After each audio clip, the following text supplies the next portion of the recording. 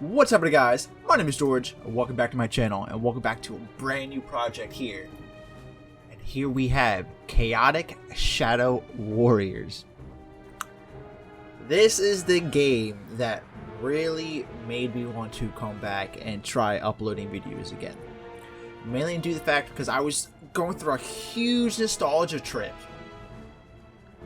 early on in the year, and I was just buying things like card games and normal video games, and I thought, you know what, I want to watch a playthrough of this game, and the ones I watched just weren't that enjoyable to me. So I thought, you know what, maybe it's my time to do this. So if you have no clue what Chaotic is, it's actually a trading card game from when I was in, I'd say, like middle school into early years of high school, and then it kind of died down. I'm not going to go through that because there's just so much like backstory to the whole card game. But basically what this game is about is, you know, it has an RPG aspect with like trading card games as well. So you'll see when the gameplay comes. But I'm actually really excited to play this game because I have not played this game in such a long time. I'm not even sure if I beat it as a kid. But without further ado, let's just go right into it. So I'm playing this on the Xbox 360. It came out on the PS3 and Wii as well. Just use my hard drive.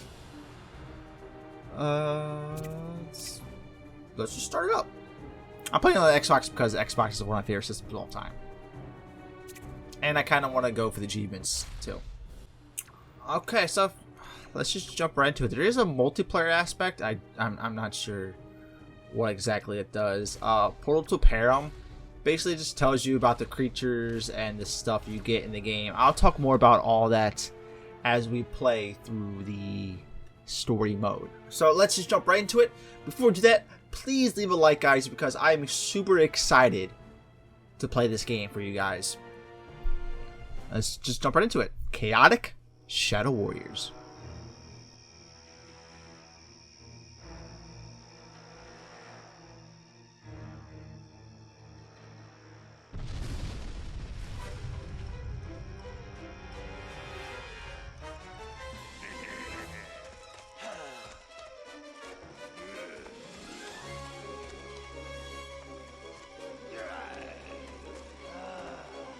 Dude, I don't remember the game looking that bad. Like, these models just don't look good.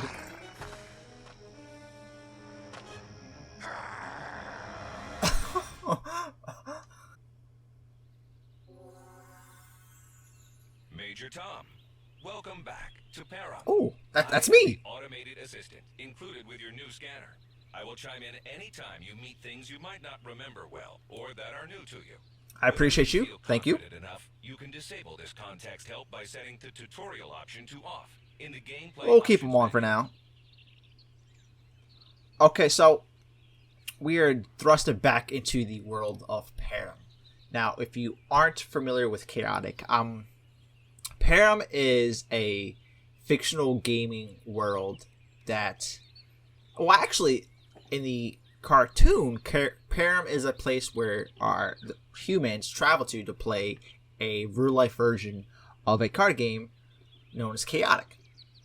And actual live creatures and other things too are involved. Lots of story, a lot of conflict, a lot of, you know, stuff that happens in our real world happens in their world. And then we'll talk more about the world of Chaotic and Perim and whatnot. So without further ado, let's just move forward. Hit L2 to see where we need to go. But that cutscene did not look flattering at all. But this is more okay. And oh wow, this camera control is actually pretty tight. And there's one of the creatures we saw in that cutscene. The collectible detector will become opaque when any of them are nearby. Thank you. Hey, Etiquette! I'm busy. Too busy to check out this new scanner that the Codemasters asked me to test out for them? It projects these holograms. So they actually got the voice actors from the actual cartoon to replay as themselves in this video game. How? Can a human defeat an entire commando of thieves? What thieves? thieves who stole battle gear from the overworld arsenal. I've tracked them this far, and I won't let them escape. But who would do something The like mouth that? movements look kind of okay, Is that but so? those models Seen look any? really I could janky. help you look for them. And maybe get him a Pedian scanner too at the same time. Well, okay. If you see or hear anything, call me. Okay, I'll go this way. Whenever you feel lost, hold the path indicator button, and you'll be pointed in the right direction. Alright, cool. So, that was Atacat. He is known as what we call an overworld. There's 4 tribes in this game, but in the actual trading card game, there's technically like 6. You have Overworld, Underworld, Mepedian, Danian, Marillion, and then the tribe known as the Tribalists, or the Generics. Let's go this way because I believe we can scan something up here. What we just did there was scan something. And in the actual world of Perim, we use this scanner to scan creatures and other things to help play the game. Because unlike in the trading card game, in the world of Perim and Chaotic, you can actually transform into the creature and do battle. I suggest watching the cartoon because the cartoon is actually great. It's actually very in-depth. It expands on the card game itself. Gotta go... Which way? This way? Yeah, so we gotta go that way. We're gonna explore a little bit because there's actually something we might be able to scan over yonder. Actually, no, we can't go this way. I lied.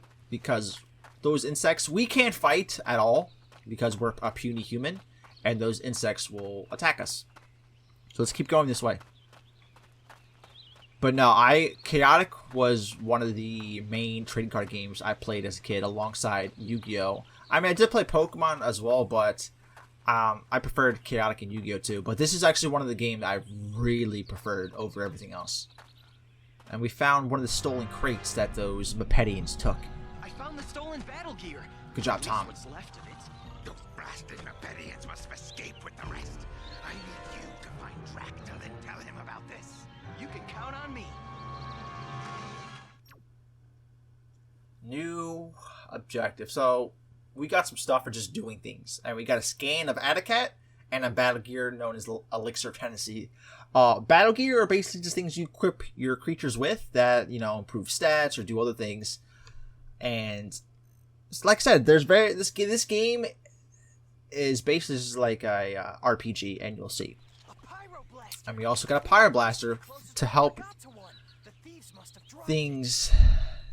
Can I jump up here? I can. And we got a Song of Resurgence. What we just picked up there is known as Music. It takes the elements of magic and music and fuse them together. So basically, it's kind of like spells in terms of like Yu-Gi-Oh! I don't know what the counterpart it would be in like a magic, but you get the gist.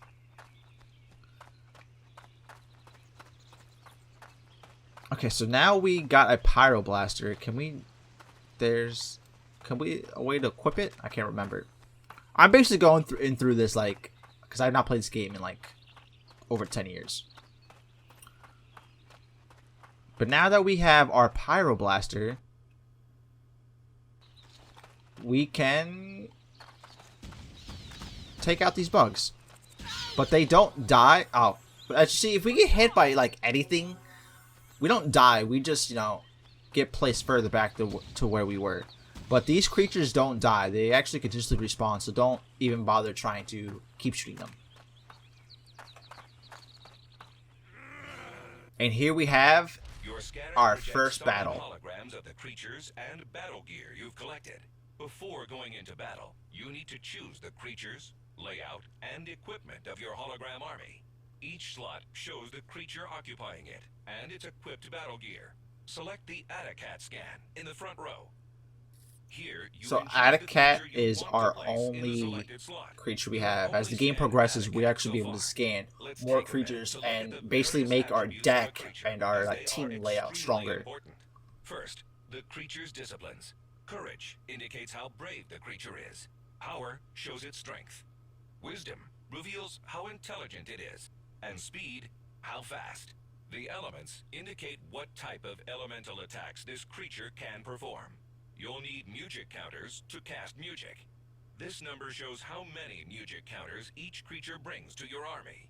The strength of a creature's attacks can be greatly influenced by its attributes. The attributes affecting the damage dealt by an attack are displayed next to the attack's name. The tribe affiliation icon indicates the tribe that the creature belongs to. Some creatures cannot enter mixed armies. Here you can browse multiple scans of the same creature you've acquired. Each scan is a unique snapshot of that creature, containing the stats at the time the scan was completed. The level of a scan greatly influences the rest of its attributes. Higher level scans feature more attacks that can also deal more damage. Energy, the hologram's life, perhaps the most important attribute, is also displayed in this section. Here, you can choose the battle gear for your creature. The pulsating attributes show you how the battle gear you've chosen is affecting your creature's attributes. Okay, so I'm pretty sure that was a lot to take in. So, here we have our Atacat scan, and there's a lot of things going on here. So, like I said, you have our attributes that help determine, things during battle. Our music counter is what we use to cast music, the thing we picked up earlier. So, I have 0 music counters on Atacat. That means I cannot use the Song of Resurgence music we picked up earlier. We have no elements. There's 4 elements in the game: fire, earth, wind, and water, and tribe and such like that. So we really got nothing else to do besides equip them with the elixir tenacity, which increases a little bit, and the aspect amplifier agility, which that gives us more damage to our speed based attacks. So basically this system is just taken straight from the game and just turned into like an RPG, because in the trading card game you have your army of creatures up to technically you can make a battle as big as you want, but some of the standard battle sizes are 1v1s, 3v3s, and 6v6s, and each creature gets 1 battle gear. Since we have 2 speed based attacks, I think we'll go with the aspect amplifier agility. But as you see in this layout, we can only carry 5 creatures, and we are going to be facing off, I believe that is Malvadine, but I believe before each battle we get to set up our army and change things as we go, so you're not really stuck with anything. So let's just keep it going. During the battles, armies take turns attacking each other. Notice the attributes of your currently selected creature: its energy, disciplines, elements, level, and equipped battle gear. Creatures can perform one of 4 actions per turn: attack, ability, music, and taunt. Select attack. Attacks are the main means for destroying your opponents. Higher level creatures have more attacks. The target creature's stats are displayed side by side with your creatures. Scroll down and highlight Velocitrap. So as you Depending on the values of certain he's interrupted me. attributes of your creature, or the way they compare to the target creatures, your attacks can deal more damage. Battle abilities, music, and taunts can all alter the attributes of your creature, thus changing the amount of damage dealt by your attacks. You can display more information about the currently engaged creatures. Do this now. You can view details about the battle gear that each creature is using, and you can also see what effects are currently active. I probably should turn this off so I can just explain to everything. Let's switch back to the simple display. To initiate an attack, you need sufficient action points, or AP. Some attacks consume action points, while others replenish them. The number of AP associated with the attack is displayed next to the attack name, followed by the available AP that creature currently possesses. Initiate Velocitrap. Sure thing, buddy. Each attack has a sequence of prompts that, if performed right, will increase its damage or replenish your creature's AP. Perform the indicated action when the following prompts slide over their target area. Let's practice this a bit. Oh, was not prepared. Good. Now do this against your opponent. So we got some active endpoints that help, heal, do more damage, or regain action points. I'm going to be talking more about the battle system next time we get into a battle, because he kind of went over a lot of it. But I actually want to talk more in depth about this and like the counterpart to the trading card game and whatnot. So let's do this real quick. Sorry for the runaround. Perfect. That did 6 damage, and we got 2 action points for that. During the opponent's attacks, you have 2 actions at your disposal. You can try to block the attack or scan the attacking creature. Let's practice both. Engage. Fill up the blocking meter. Press repeatedly. Oh, so we gotta mash. Hold. I am holding. And press A. Oh, okay. Excellent. Now, I thought I had to spam the right trigger. to scan an opponent creature, track the moving disc as closely as possible. Try to get the scan up to 50%. Perfect. Wow, that's actually a lot harder than I thought. Because I played the Wii version as a kid. Both at the same time. You can alternate between them for the duration of the opponent's attack, though. Now, apply this against your opponent. Ectospasm! I'd rather just scan. Okay, so now that... Oh, I think we can go now. So, what he just showed us is basically everything. So, we hit Y, right? Oh, no, we do that. Select attack. We hit Y. It compares the battle gear that we have equipped. So, I have the Aspect Amplifier Agility. And the equipped creature gains outperform speed. 5. That means all my speed-based attacks do 5 more damage. And he has the Petty Cactus, which means he gains 15 Wisdom. Not that that really means much, because he's not that much smarter than I am. Then we have our stats down below that will show what is needed for certain attacks. Because like with the Velocitrap, deals 10 damage and 15 in total, 10 base, and then 5 with the outperform. So it gives you everything right here. Then we have Shock. That's based off of Courage and Speed, and since my Courage is lower, it will only do 5 damage. And then we have just a basic attack that helps gain AP. So you don't want to be spamming your normal attacks every single time. You kind of want to go for like music hits and basic attacks, trying to alternate between them. And just like he said, so if we were to scam Malvadine right now after he does everything, we would gain 20 HP. So that's okay. We could... Oh, we can't taunt. You're making this too easy. Which gives us 3 action points. And his courage is down by 3. So if I were to scam him right now, he would lose all... He would lose those 3 from earlier. So I'm actually low on HP. I'm going to keep attacking him. Sorry for the runaround. And perfect. That did 15 energy.